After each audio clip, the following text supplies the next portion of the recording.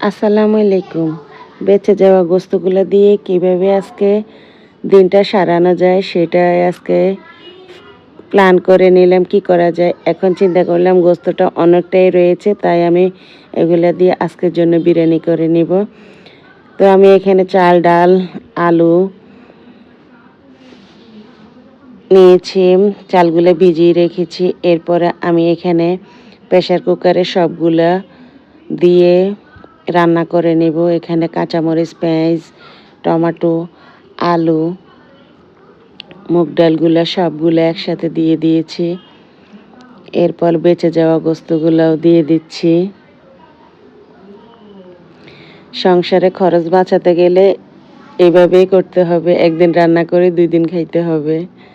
তো চিন্তা করলাম যে আলাদা ভাত পাকানোর দরকার নাই, এভাবে করে আজকের দিনটা কাটিয়ে দিব। আসলে খুব ভালো হয়েছে,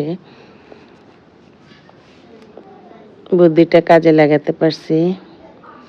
এর সাথে এখন কি কি মশলা দিব? রসুন দিয়েছি, আদা দিয়েছি, এরপর একটু লবণ দিয়ে দিচ্ছি। আর কোনো মশলা দিব না, একটা শীষ দিয়ে নিয়েছি। এরপর পোলাও চালগুলা ভাজার জন্য বিরিয়ানির চালগুলা ভাজার জন্য একটা মশলা দিয়ে দিয়েছি। এই মশলাগুলো আমি একটা বিরিয়ানিতে আগে ব্যবহার করছি, তারপর আমি এগুলো ধুয়ে আবার উঠাই রেখে দিয়ে আজকে আবার ব্যবহার করছি। যেরকম গ্রান সেরকমই রয়েছে, আর কেউ এভাবে ফেলে দিবেন না, যত্ন করে রেখে দিলে আরেকদিন কাজে লাগাতে পারবেন। এই তো দেখছেন তো আমার ইয়েগুলা কেমন হয়েছে। পোলাও চাল ভাজা হয়ে গেছে, পরিমাণ মতো পানি দিয়ে দিয়েছি। এখন রান্না করা গোস্তগুলা সব ঢেলে দিলাম, মিক্স করে এখন